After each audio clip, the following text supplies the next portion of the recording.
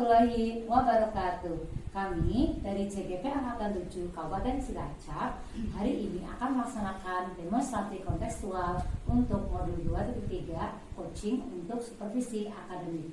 Hari ini saya Juriati dari SD Negeri Rungkang 01 Kecamatan Gandrumangu berperan sebagai observer bersama rekan kami Evi Wahyu Kurniati dari SMP Negeri 1 Gandrumangu berperan sebagai coach.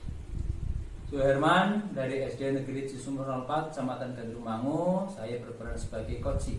Semoga kegiatan hari ini lancar dari awal sampai akhir. Amin.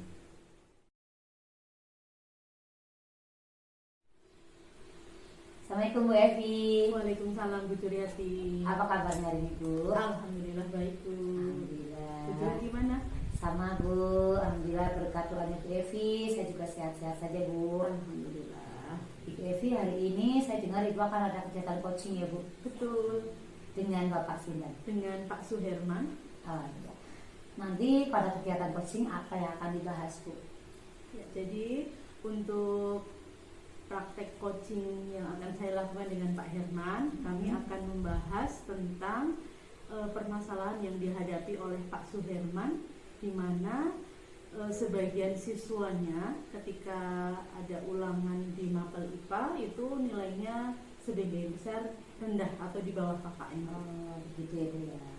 Nah, kalau boleh tahu nih Bu, nanti Ibu akan menyiapkan semacam rubrik atau bagaimana Bu? Iya, betul Bu. Saya akan menyiapkan rubrik, di mana rubrik penilaian yang saya gunakan nanti saya akan memasukkan alur tirta, di mana alur tirta itu terdiri dari tujuan dari percakapan itu, terus kemudian ada identifikasi masalah, terus kemudian merencanakan rencana aksi, kemudian tanggung jawab. Oh, iya.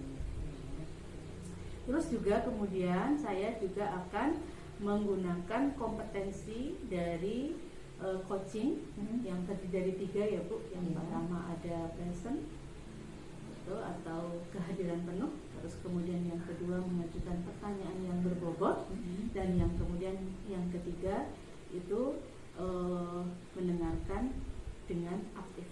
Iya Bu Evi. Nah, dari yang tadi Ibu paparkan, apakah ada Bu, terutama yang kompetensi coaching ya Bu, ada satu yang spesifik yang ingin Ibu kembangkan lebih lanjut Bu? Ya, untuk praktek coaching hari ini saya akan lebih menitik beratkan ke kompetensi pertanyaan berbobot. Pertanyaan berbobot ya Bu ya.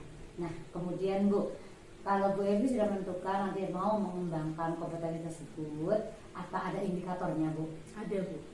Jadi nanti indikator ketika kompetensi itu sudah terpenuhi, saya akan mengajukan pertanyaan-pertanyaan yang bersifat terbuka atau menghindari pertanyaan yang tertutup, sehingga dari situ nanti coach itu bisa menggali potensinya sendiri untuk mencari solusi terhadap permasalahan yang dia hadapi. Semoga sekali Bu Evi. Ya, semoga kegiatan lancar ya Bu ya. Kita juga akan bersamai Bu Evi dengan Pak Suherman di saat coaching tersebut. Terima kasih Bu Evi. Mari kita lanjutkan kegiatan kita. Oke, siap.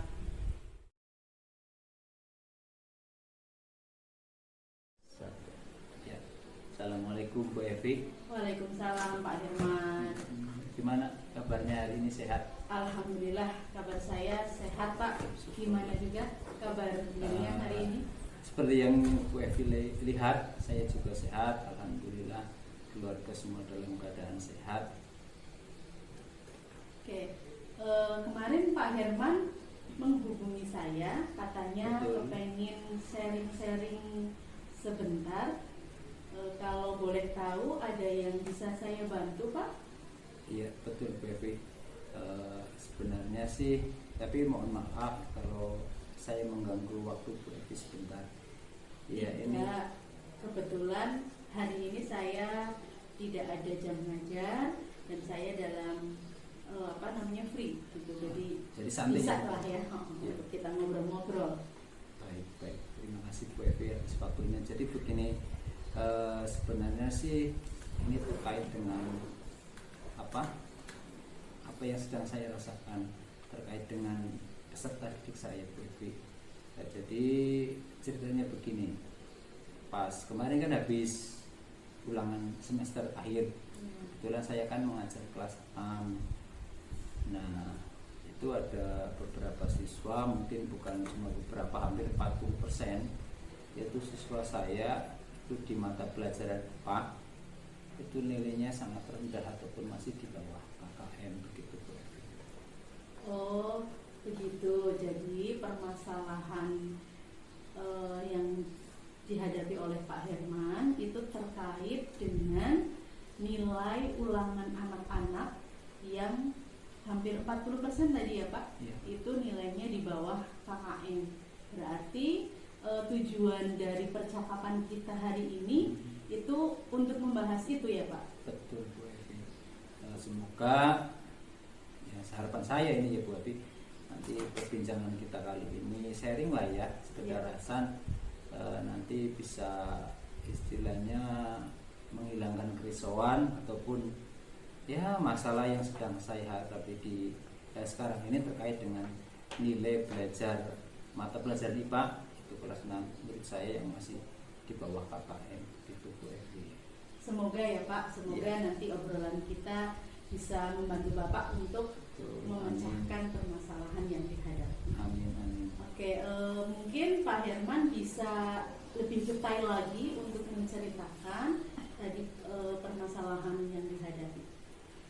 Jadi begini Bu, untuk di awal-awal semester 1 sampai akhir semester 1 untuk mata pelajaran IPA Ya. itu kemarin nilainya sudah lumayan baik ya. Bahkan untuk mata pelajaran yang lain juga ya sudah dikatakan sangat baik, rata-rata di atas KKM.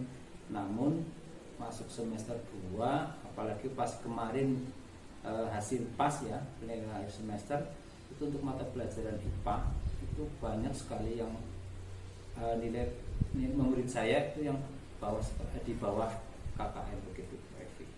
Hampir 40% lah. Awal-awal semester 2 saya sudah merasa senang dengan hasil pencapaian nilai yang diraih oleh peserta saya, apalagi sekarang kelas 6 kan sebentar lagi mungkin nanti di bulan April tanggal 10 mungkin sudah tryout, dilanjutkan nanti Mei, awal Mei sudah ujian gitu. Tapi fakta menunjukkan ada beberapa siswa yang nilainya masih di bawah KKM. Itu kerisauan yang sedang saya hadapi sekarang ini Bu Evi. Oke, ya jadi tadi Pak Herman itu mempunyai kerisauan di mana siswa-siswa Bapak hampir 40% itu nilainya rendah ya Pak. Padahal sebelum-sebelumnya itu bagus nilainya. Iya. Jadi ketika pas 2 kemarin ya Pak, di akhir semester itu anak-anak untuk mapel IPA-nya ada penurunan gitu. Betul Bu Evi. Padahal tinggal berapa langkah lagi ya Pak, kelas 6 itu kegiatannya tadi tinggal tryout dan ujian akhir ya. Awal Mei kayaknya itu sudah ujian sekolah. Ya, terus kemudian dari permasalahan itu, apakah Pak Herman sudah menyelidiki apa sih penyebab dari turunnya nilai IPA di mata pelajaran IPA ya di pas kemarin itu? Ya, saya mencoba merefleksi diri saya ya, merenungi tentang apa dari penyebab masalah tersebut.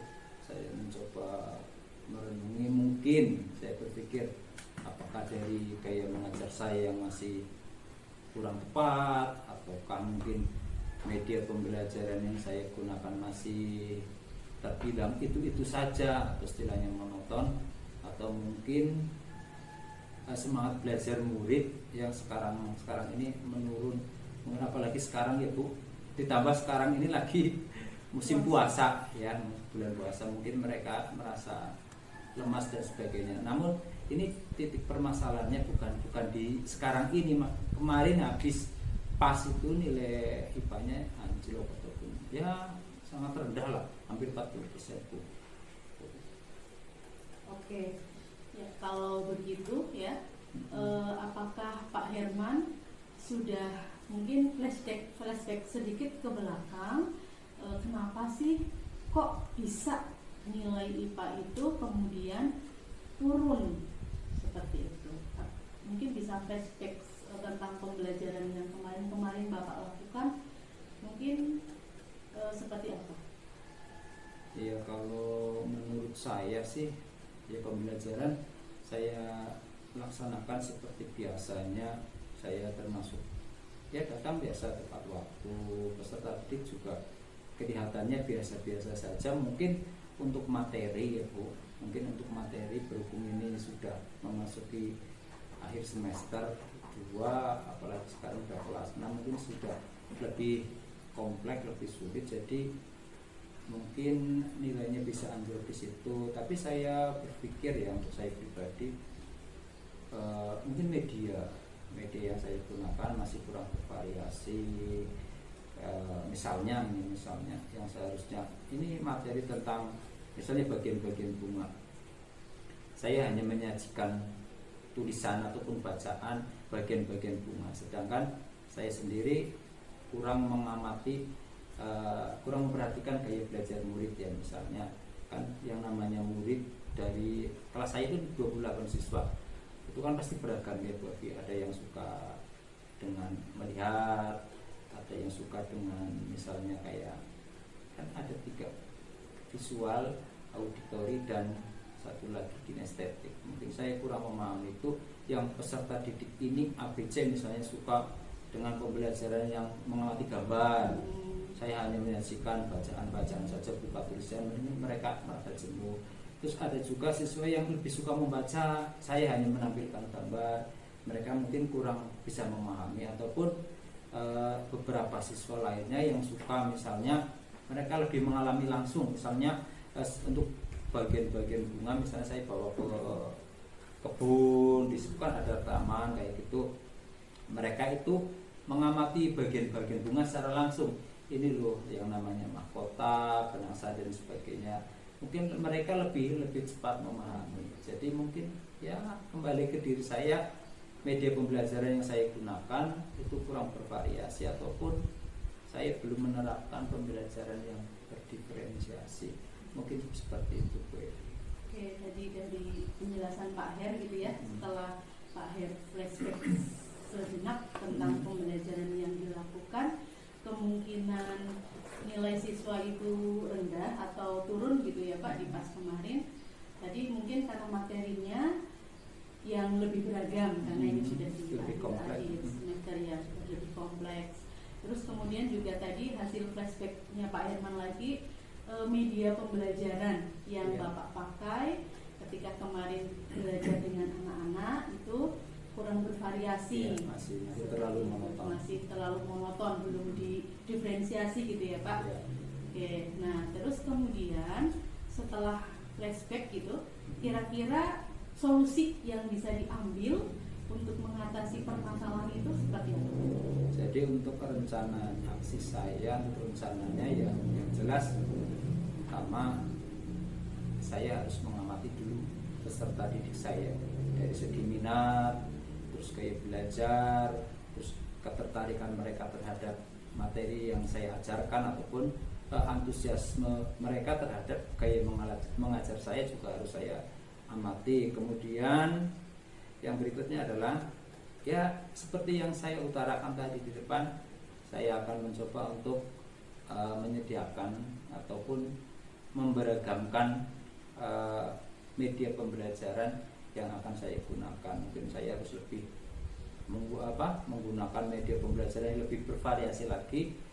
Tujuannya yang pertama ya supaya peserta didik saya lebih tertarik ataupun antusias dengan kegiatan pembelajaran yang saya lakukan. Terus yang kedua untuk lebih meningkatkan ya Bu Evi, lebih meningkatkan pemahaman peserta didik saya terhadap materi yang materi yang diajarkan, sehingga pada akhirnya ya harapan saya ini Bu Evi, nilai peserta didik saya lebih meningkat, terutama untuk mata pelajaran IPA tadi yang masih rendah. Mungkin seperti itu Bu Evi. Ya. Bagus sih Pak rencana yang ingin Bapak laksanakan ya. Tadi kepengen membuat pembelajarannya itu lebih menarik lagi dengan melakukan pembelajaran berdiferensiasi gitu ya. Terus kemudian Bapak juga akan melakukan observasi dulu terhadap kesiapan belajar siswa seperti itu. Nah terus kemudian untuk mendukung rencana aksi yang akan dilakukan Bapak itu ya tadi, kira-kira cara seperti apa yang akan dilakukan untuk misalkan tadi pembelajaran berdiferensiasi? Baik Bu Evi, kalau dari saya yang namanya manusia, kita tahu ya Bu, yang namanya manusia itu adalah makhluk sosial. Jadi itu tidak bisa berdiri sendiri, tidak bisa hidup sendiri, apalagi terkait dengan masalah seperti ini yang sedang saya hadapi. Ya saya nanti pada akhirnya akan mencoba untuk bekerja sama dengan rekan sejawat, minta bantuan mereka, ataupun saya bisa sharing, tukar pendapat terkait dengan masalah yang saya hadapi. Itu mungkin ada beberapa di sekolah saya, mungkin saya bisa sharing dengan kepala sekolah ataupun dengan guru di bawahnya, mungkin kelas 5 ataupun kelas 4. Apalagi seperti kita tahu untuk materi di SD itu antara kelas 4, 5, 6 biasanya ada ada keterikatan, ada hubungan di antara kelas-kelas tersebut. Jadi saya bisa ya sekedar sharing dengan mereka, minta pendapat ataupun gambaran bagaimana untuk bisa mengatasi masalah yang sedang saya hadapi. Bagus Pak.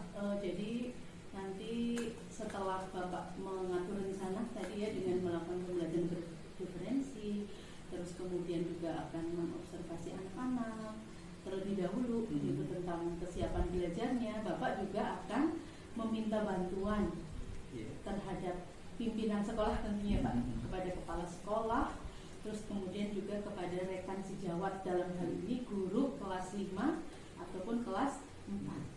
Oke, sangat bagus sekali Pak rencana yang akan Bapak lakukan. Iya, boleh.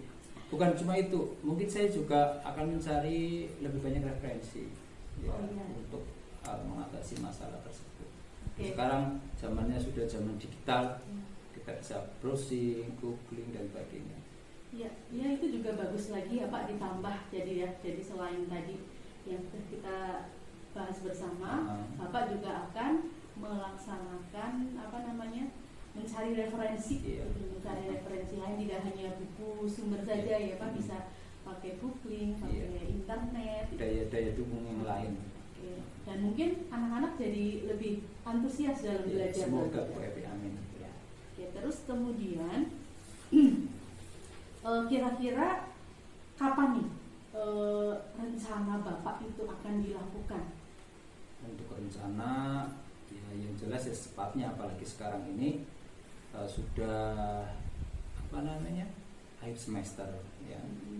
Jadi saya akan mencoba untuk secepatnya mengaplikasikan apa yang sudah saya rencanakan, yaitu terkait dengan media yang bervariasi, terus juga menerapkan pembelajaran yang diferensiasi ya secepatnya Bu Evi, supaya ini tidak jadi menjadi satu hal yang lebih lama lagi, apalagi terkait ini kelas 6 sebentar lagi ujian lulusan gitu. Semakin cepat semakin baik lah ya Pak. Saya berjanji pada diri saya untuk bekerja lebih keras lagi, supaya ini bukti tanggung jawab saya pada peserta didik saya, supaya mereka bisa mendapatkan yang seharusnya, jadi tidak tertinggal lah, seperti itu. Oke, sangat luar biasa sekali Pak apa yang tadi sudah direncanakan. Terus kemudian Bapak juga sudah menentukan target ke depannya seperti itu ya, tentang waktu untuk melaksanakan rencana ini ya. Terus kemudian Bapak juga mengazamkan diri sendiri untuk lebih kerja keras untuk anak-anak gitu ya. Oke, sangat bagus, sangat luar biasa.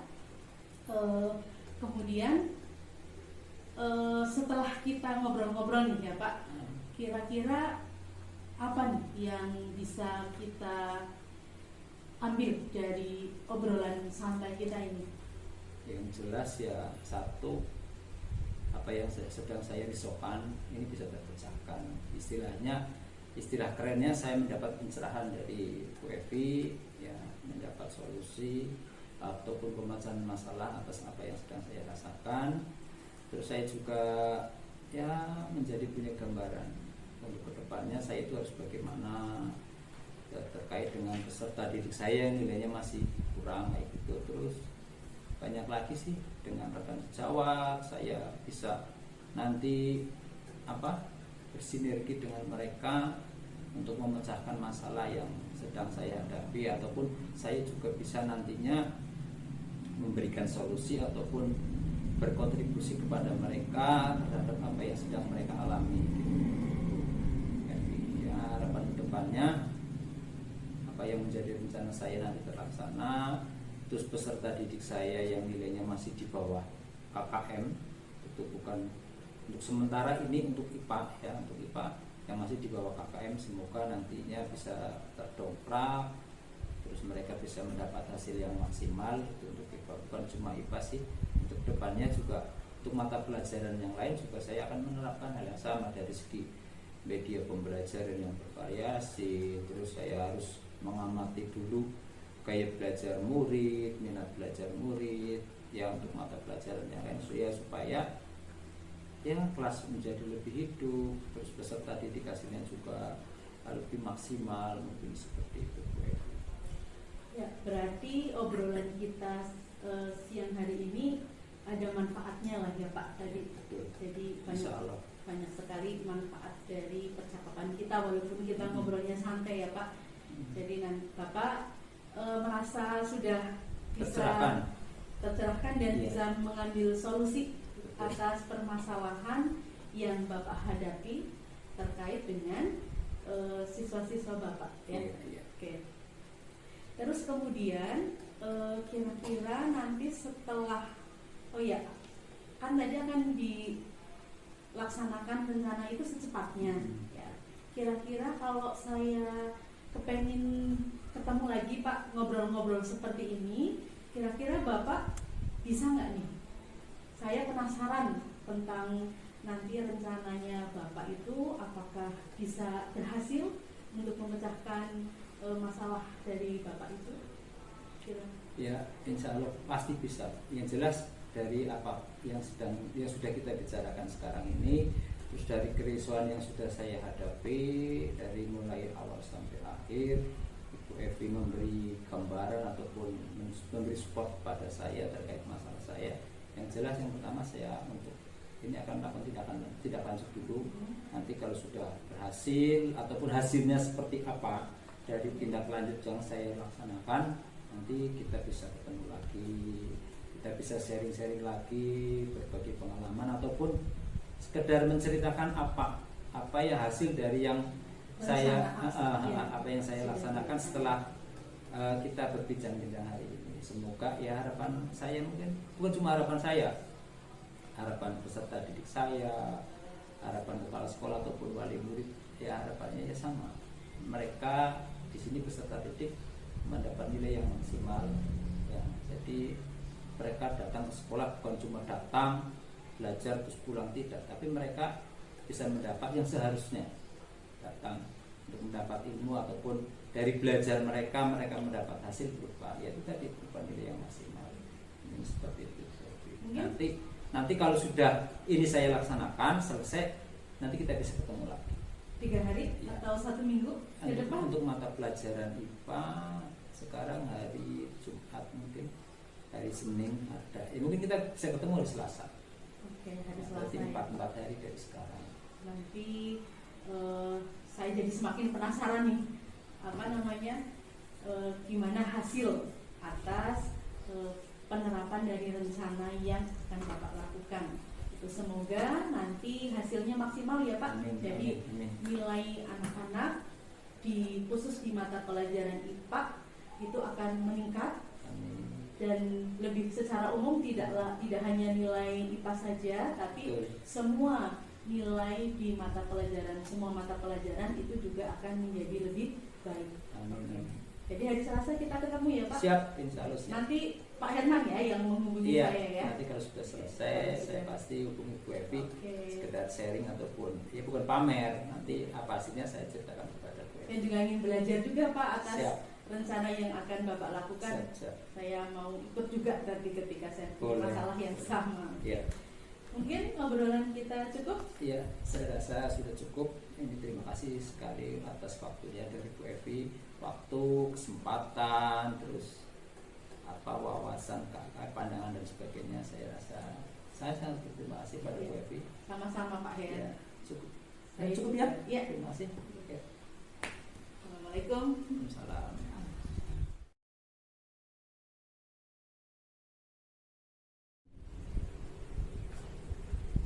Selamat Bu Evi. Ya, makasih Bu Ju. Iya, saya turut gembira bersama Ibu Evi coaching dengan Pak Firman tadi. Semua yang seharusnya hadir, baik itu alur kita maupun 3 kompetensi coaching sudah nampak semua. Nah Bu, tadi kan sebelum kita mulai coaching, Ibu coaching, kita kan sudah ngobrol ya Bu ya mengenai penetapan indikator.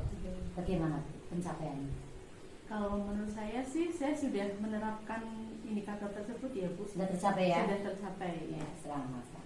Kemudian Bu, izinkan saya untuk menyampaikan Ibu. Ya, siap-siap. Kalau tadi saya mengobservasi Ibu, maka saya akan menyampaikan hasil observasi saya Bu. Ini dari alur cerita dulu Bu. Jadi alur cerita itu yang meliputi tujuan, tadi sudah kelihatan Ibu menentukan tujuan percakapan coaching tersebut, apa yang akan didapatkan. Ya. Kemudian Ibu juga sudah menggali fakta-fakta dari coaching Ibu tanpa adanya asumsi, tanpa adanya menghakimi, dan juga Ibu memberikan pertanyaan terbuka. Kemudian untuk rencana aksi, saya lihat juga itu Ibu sudah memberikan stimulus sehingga coaching bisa menggali ide-ide, menemukan ide dengan pancingan dari Ibu tadi. Kemudian Ibu juga sudah memastikan coaching akan bertanggung jawab atas aksi nyata, aksi yang dia rencanakan tersebut. Kemudian dari aspek yang coaching Ibu tadi, dari kehadiran penuh, saya juga sudah lihat kenapa Ibu fokus dengan coachingnya.